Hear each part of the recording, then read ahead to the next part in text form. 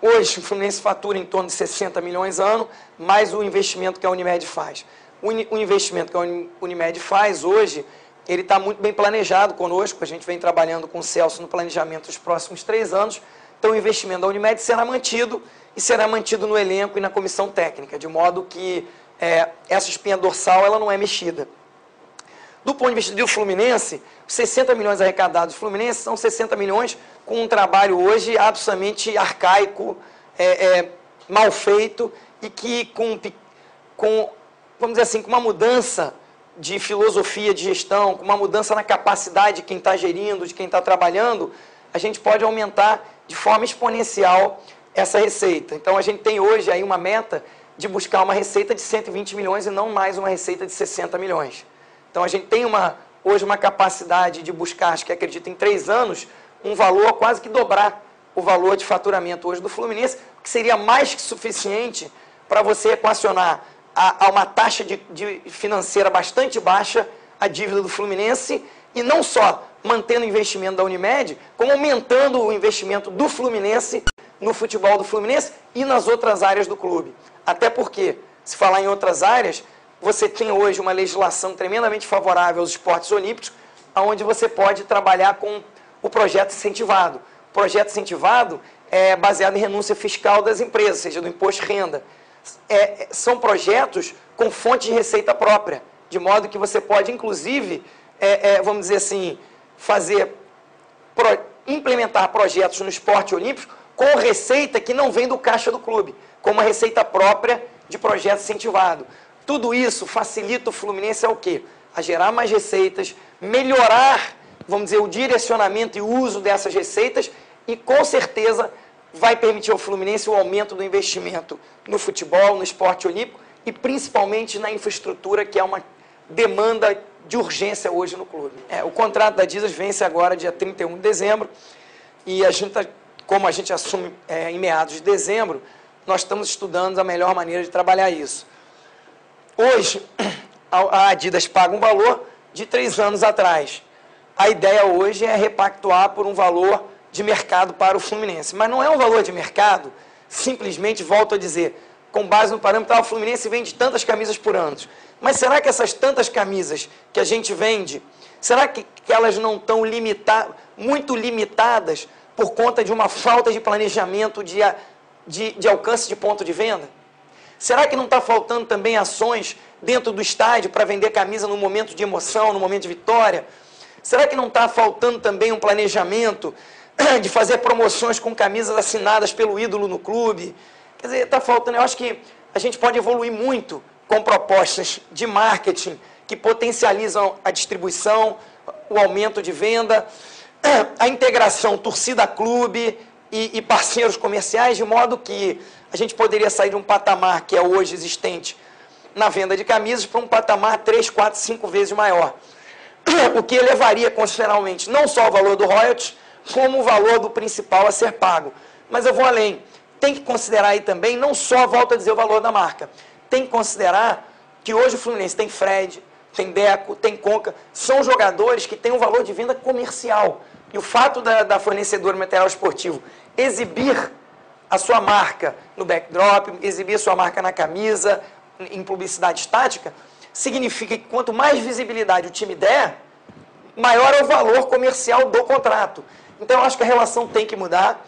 O Fluminense tem uma capacidade de conseguir um contrato com uma receita muito maior do que essa atual hoje, e a Adidas pode ser sim um parceiro. Nós estamos conversando com a Adidas, mas a gente está examinando outros parceiros no mercado, porque o Fluminense, no momento atual, ele é um clube com um valor bastante interessante. O que falta para tornar ele mais forte? Classificar para a Libertadores? Praticamente estamos lá. Temos astros com valor comercial? Estamos lá. Confiabilidade no investimento do parceiro futebol? Estamos lá. O que está faltando? Criar o clube conhecer a sua torcida. Porque quando o Fluminense vai vender hoje, por exemplo, se eu vou numa empresa de material esportivo, eu vou dizer, olha, o valor que a gente está pretendendo é tal. Ela vai dizer, mas por quê? Vou dizer, o Fluminense tem 3, 4 milhões de torcedores. Aí ele vai dizer, mas e daí? O que eu faço com os 3 ou 4 milhões de torcedores? Hoje é difícil, porque o Fluminense não conhece a sua torcida. Então ele não consegue vender. Agora, se você criar uma interação com ela e criar um banco de dados com a torcida, quando você for vender, você vai poder dizer o seguinte, olha, a torcida do Fluminense está dividida entre jovens X% na classe A e B, na classe D e E, região de Zona Sul, Zona Norte, ele está no Espírito Santo, está em Brasília. Então você começa, na hora de vender o produto, você vai mostrar ao teu comprador aonde está a tua torcida, qual é o perfil dela, qual é a faixa etária, qual é a relação dela com o clube e como é que você entrega para ela um produto e faz ela comprar. Porque hoje não adianta você dar o valor da venda de um espaço do Fluminense, é um valor simplesmente publicitário, vamos dizer assim, de divulgação da marca. Será que não seria melhor ter um banco de dados e uma interação, um canal de comunicação com o teu torcedor, de modo a você vender o canal de venda direcionado, ou seja, tiro certo? Eu acho que você pode melhorar muito a condição econômica e financeira do clube e com isso você pode melhorar todos os contratos comerciais do clube como consequência. Eu já discuti isso muito no passado, a gente já avaliou muito tudo isso, o mercado brasileiro mudou, o mercado brasileiro hoje valorizou demais os clubes, valorizou a receita dos clubes. Os clubes, como associação, principalmente o Fluminense, que é uma associação sem fins lucrativos, de utilidade pública por decreto presidencial, a gente tem benefícios fiscais consideráveis por essa condição.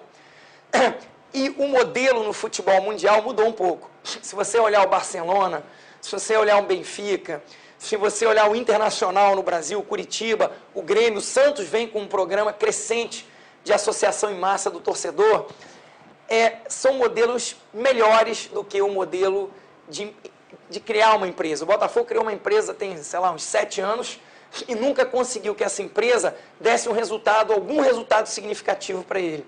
Então a gente tem que olhar o mercado e avaliar o que é bom hoje no mercado, o que são, vamos dizer assim, o que são exemplos concretos de sucesso.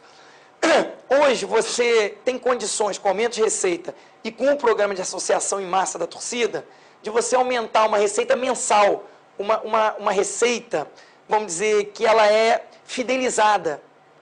Enquanto se você abrir, por exemplo, se você constituir uma empresa e vender cotas de uma empresa para a torcida e para investidores, certamente você vai ter que dar lucro no final do ano. E elas vão buscar a distribuição de lucro todos os anos. Enquanto a relação com o torcedor ela é muito melhor quando ela se associa e paga mensalidade.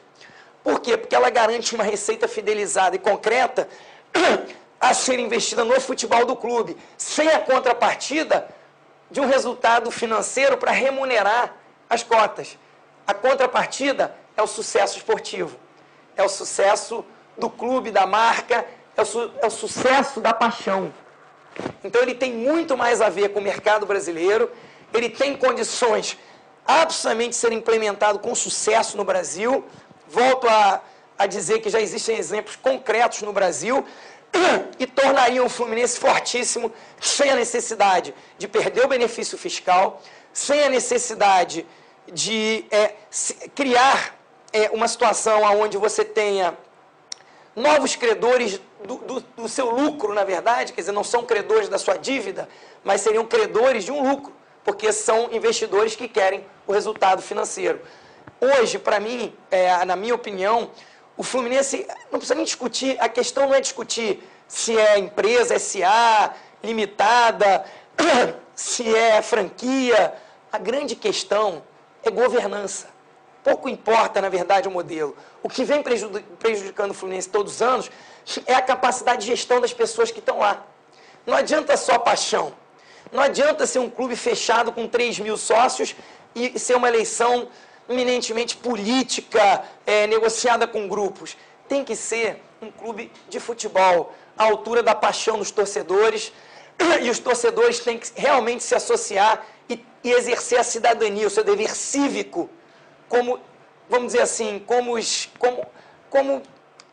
se faz com o nosso país. A gente tem que exercer o direito de voto, a gente tem que cobrar, tem que ser uma via de mão dupla. Então, eu acho que esse é o melhor modelo para o Fluminense hoje. O Fluminense vem sofrendo de má gestão há muito tempo. Se fosse empresa, já tinha falido. Eu acho que todo mundo aqui se recorda que o primeiro projeto de fundos de investimento em atleta foi do Fluminense, com o Flu Oceânica, e foi um fracasso. O primeiro projeto sócio-torcedor no Brasil foi do Fluminense e foi um fracasso. Projetos, ideias magníficas e que hoje estão dando certo no futebol brasileiro e mundial. Mas no Fluminense não deu certo por causa das pessoas. Não era o modelo.